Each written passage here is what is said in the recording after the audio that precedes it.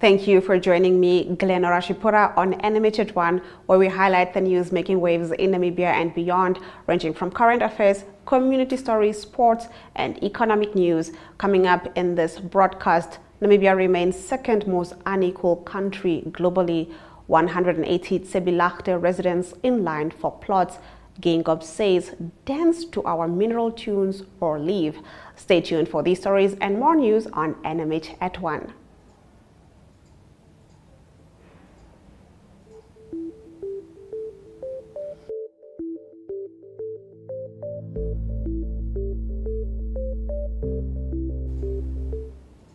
Getting into our midday news update, Gustav Shihama, a Shipi FM radio station employee at Ondangwa, was dismissed this week without reason.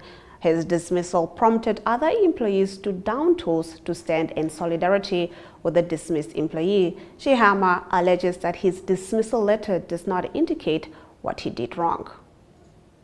Visual News highlights local stories from across Namibia. Right after the break, we get into that. Stay with Welcome NMH to at 1. Active Kids, a daily TV show that sparks creativity, learning, and fun for young minds. With exciting activities and lessons, Active Kids inspires curiosity and a love for learning. New face to the 15. The perfect mix of play and education. Don't miss out on the fun. Tune into Active Kids on NTV every weekday at 10 o'clock and let the adventure begin.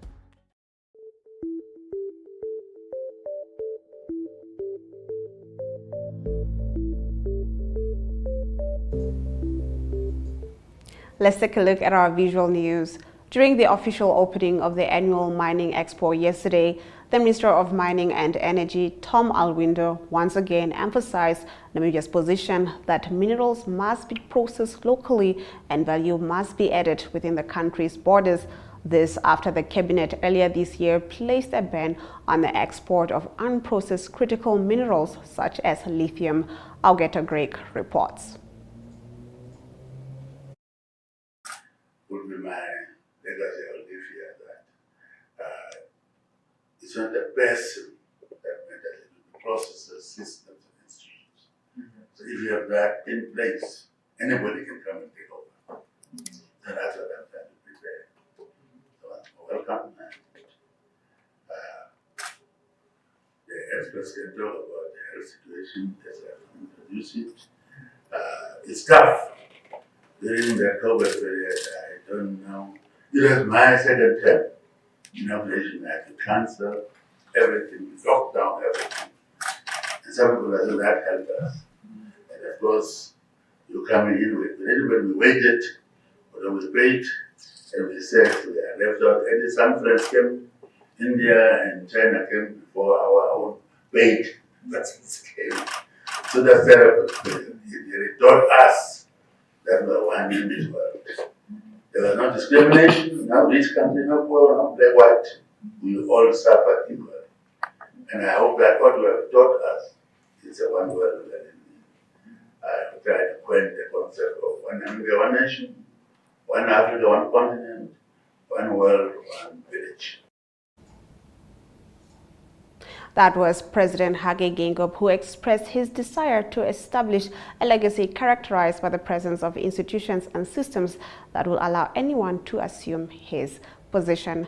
Now let's take a look at what Tom Alwindo had to say at the event. Recently, we have took a decision to discontinue allowing the exploitation of unprocessed critical minerals, such as lithium. We want to work with like-minded investors to invest in the downstream processing sector, thereby adding the necessary complexity to the local economy and in the process providing more employment opportunities, especially to our young people. What is, however, surprising, ladies and gentlemen, is that there are now those who are accusing us of what they refer to as resource nationalization. Simply because we are asserting our right to improve our livelihoods with our God-given natural resources. What is even more troubling is when this unwarranted criticism is coming from those who claim to want to help developing countries, especially those on the African continent, to industrialize their economies. It is our position that this kind of attitude, pressurizing us to export unprocessed minerals, is really just a glaring display of a total lack of concerns about the immense social and economic development challenges that is faced by developing countries such as ours. However, the status quo is untenable, and it's something that we cannot and must not accept. You can see that's a real mining expo. Even the assistant is made out of gold. Not just a normal. I've never seen such a good one. All the speeches have been done. What we have to do is really just to officially open the mining expo.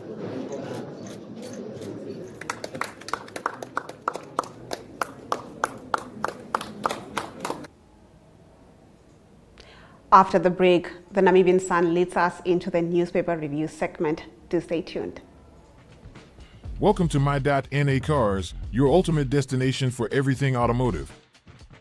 I am your host, Diana Master. Teamwork makes the dream work, right? Discover the latest models, innovative technologies, and expert insights from our passionate hosts. Learn essential maintenance tips and get exclusive behind-the-scenes access to the automotive industry. Don't miss My.NA Cars on NTV every Thursday at 2100 hours. Tune in and ignite your passion for automobiles.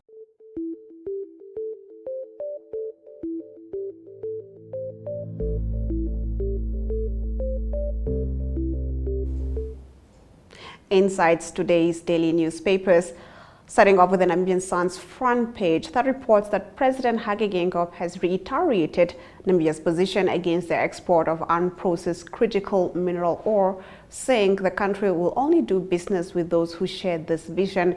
In June, Namibia banned the export of unprocessed critical minerals such as crushed lithium ore, cobalt, manganese, graphite, and rare earth metals and elements, saying it seeks to get maximum benefits from its riches.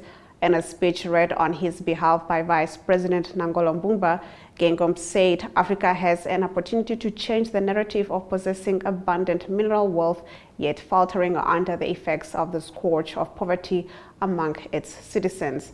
On page 3, the Keetmanshoop municipality handed over 180 pre-allocated plots yesterday to residents from the town's Tseiblaagte Extension 2 location as part of an ongoing land delivery process.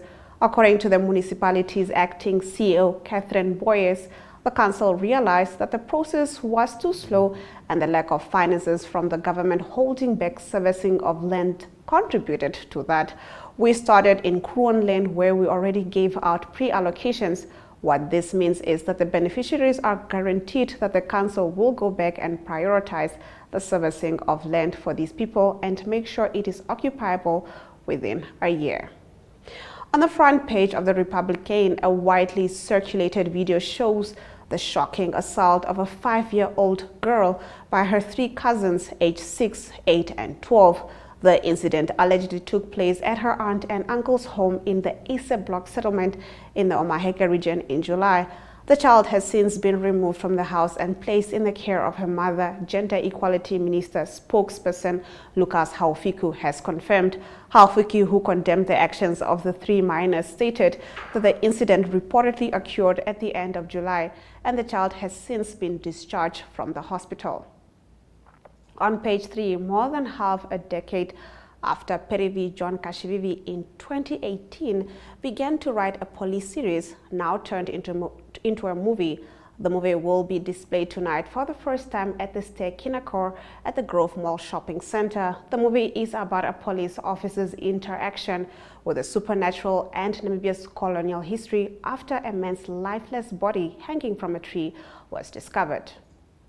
On its front page, the Algemeine Zeitung reports that after a meeting of Namibian and Botswana transport ministers yesterday in Windhoek, momentum is building for the planning of the Trans-Kalahari rail line.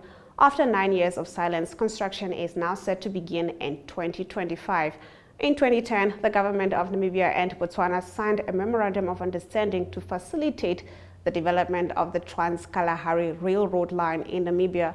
This was followed in 2014 by a bilateral agreement to develop the 1,500-kilometer line with associated cold storage, haulage, loading, and other ancillary facilities.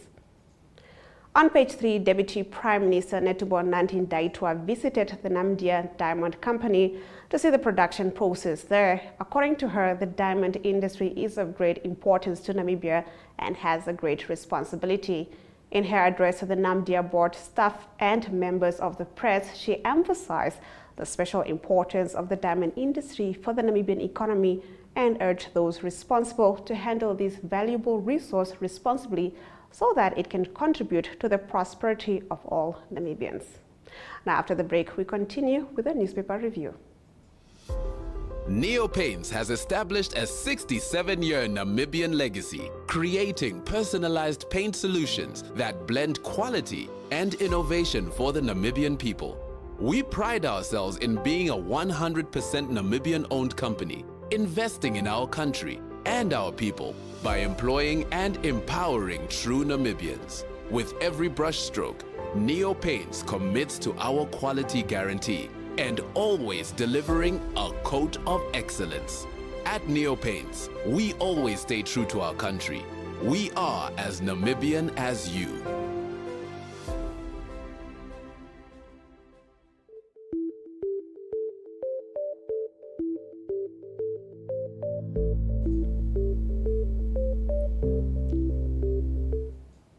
We continue with our newspaper review, starting off with the Namibian's front page that reports that Andreas Ndakukamo has always dreamed of becoming the chief of the Onganjera Traditional Authority. He says he has been preparing for this role his entire life.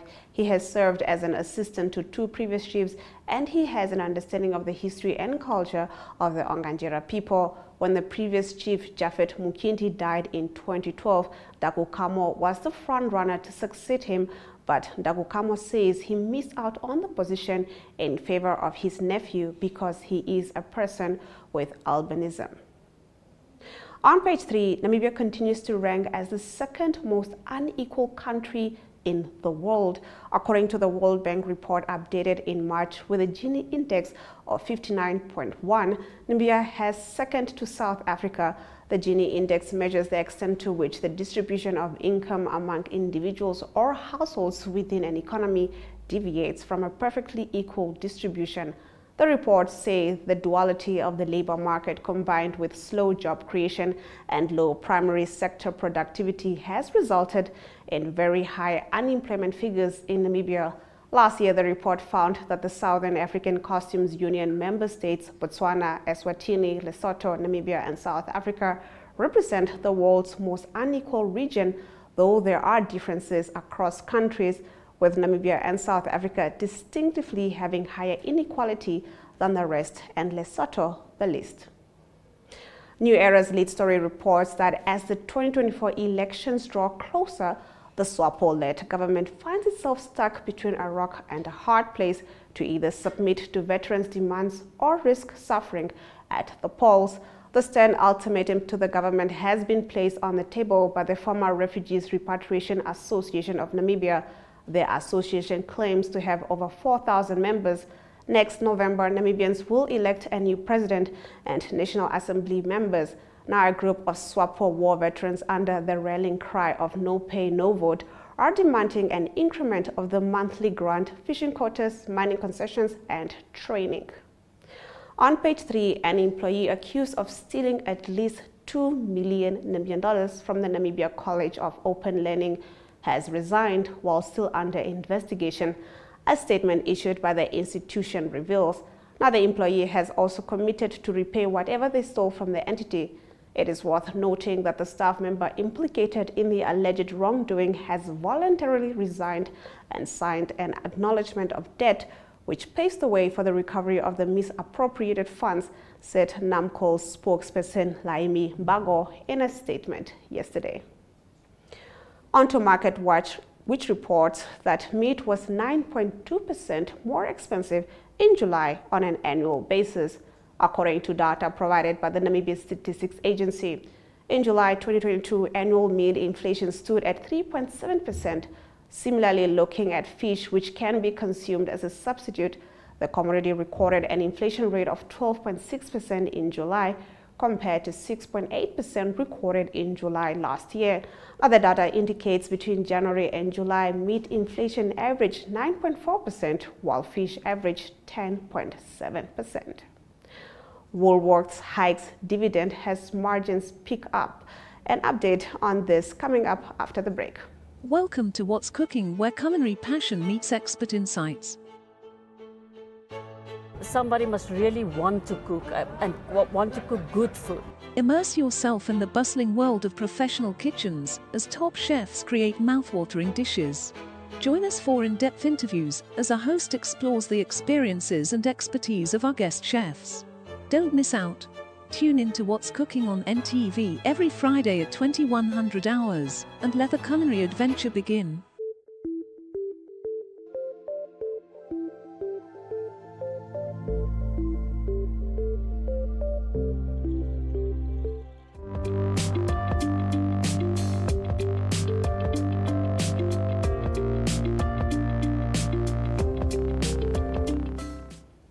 Getting into our economic news, Woolworths has hiked its full-year dividend payout by more than a third, thanks to double-digit earning growths, with margins picking up even though it experienced some volume pressure in its food and fashion businesses.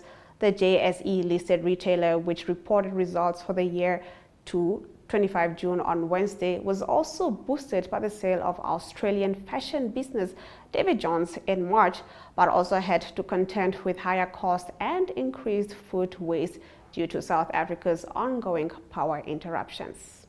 Let's take a look at our economic indicators.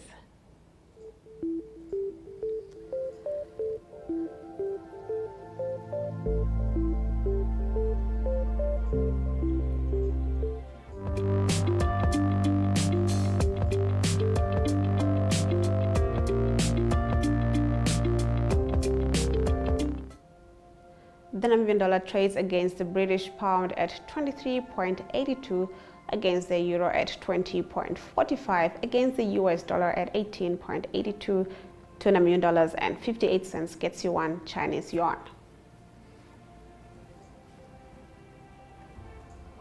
On the NSX, first rent Namibia went up at 1.00%. Overall index closed at 0.77%, while local index closed at 0.22%. On the commodities market, all major commodities went up, with Brent crude oil trading at 0.42%, going for $86.15 per barrel. We return with news from Africa after this break. We are so excited to be kickstarting your morning with entertainment. Everything was happening during this past weekend. Yes. Exciting news. Wow, no, she was killing it already. In my opinion, I don't see anything wrong with him serving the full term. As well as keeping you informed on the issues that you need to know happening in and around our country.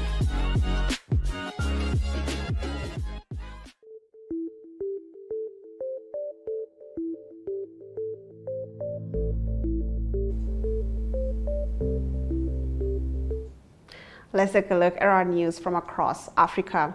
Now, more than 50 people have died in a fire that engulfed a 5-story building in central Johannesburg today, the South African City Emergency Services said.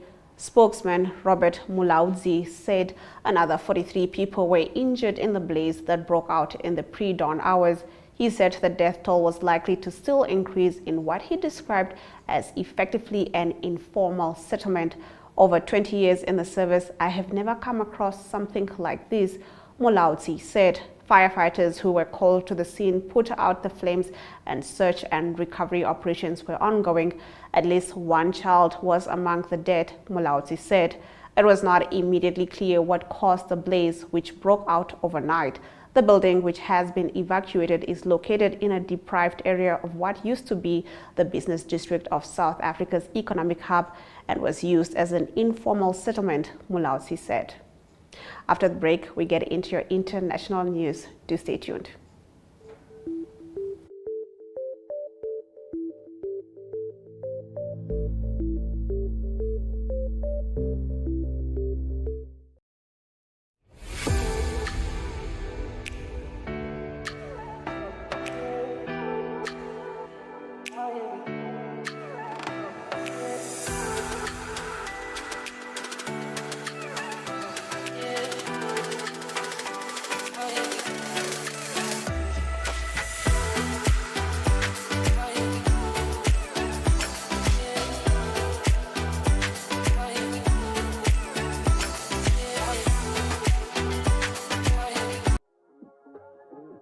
We are so excited to be kickstarting your morning with entertainment. Everything was happening during this past weekend. Yes. Exciting news. Wow, no, she was killing it already. In my opinion, I don't see anything wrong with him serving the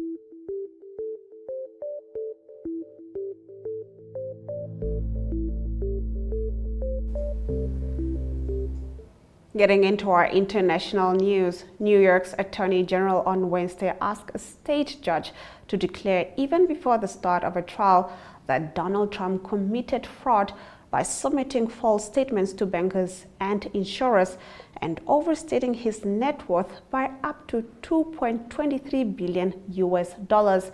In filings with the state court in Manhattan, Attorney General Letitia James said evidence in her civil case showed repeated and persistent fraudulent use by Trump and his family business of false and misleading financial statements from 2011 to 2021.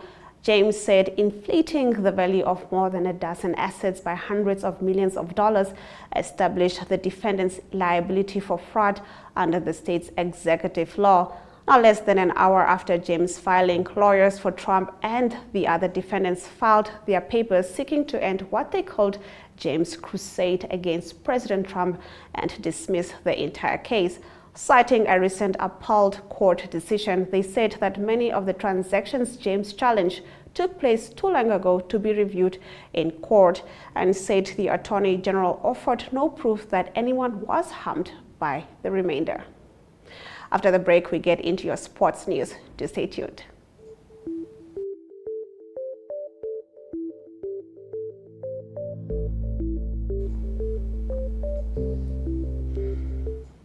Now getting into our local sports news, seasoned race director Berthold Karomentu suggests it is time for Namibia to identify young distance runners to replace those nearing the end of their careers. Karomentu believes that those who have been in half and full marathon competitions over the years are reaching retirement age. Now, the Walvis Bay Motor Club is hosting their popular Shell V Power Swakop Rally featuring 10 special stage sections that will provide thrilling action near Swakopmund on Saturday. Now, the first fully flagged Namibian Women's Rugby League reaches its climax on Saturday when Trasco United take on FNB Unam in the final at the Hage Stadium. After this short break, we get into your international sports news.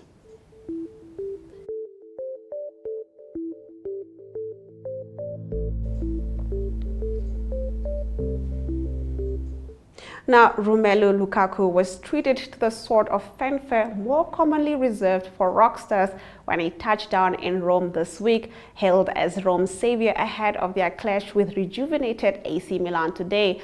Belgium striker Lukaku might have only signed on loan for a season from Chelsea, but that did not matter to the thousands of fans who caused chaos at the airport. Manchester City striker Erling Haaland says he sleeps with his mouth taped shut as part of an intense nighttime regime aimed at maintaining his superb form for the treble winners.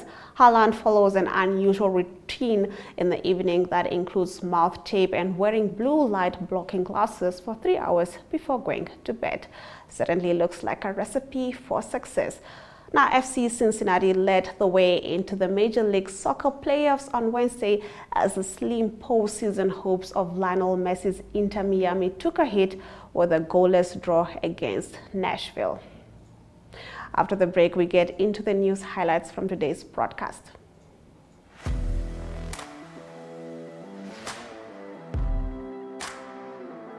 Hello and welcome to today's Sports Rep Show. I am your host, Jesse Jackson Kauraika.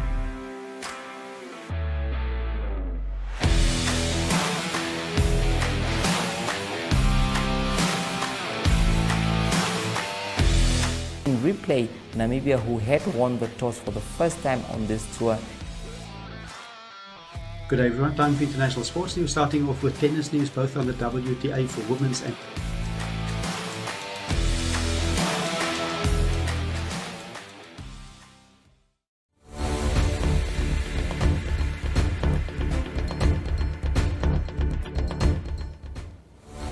You're still watching NMH at 1, and if you have just joined us, here are the news highlights from today's broadcast.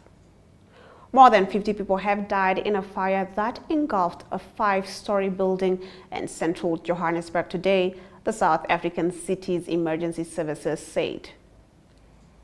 New York's Attorney General on Wednesday asked a state judge to declare, even before the start of a trial, that Donald Trump committed fraud by submitting false statements to bankers and insurers and overstating his net worth by up to $2.23 billion. The first fully fledged Namibian Women's Rugby League reaches its climax on Saturday when Trasco United take on FNB Unam in the final at the Hage Stadium. Those have been your highlights. Remember to tune in every weekday at 1 p.m. to spend your lunch hour with NMH at 1, catching up on the latest news in Namibia. From me, Glenora Shipura, until next time.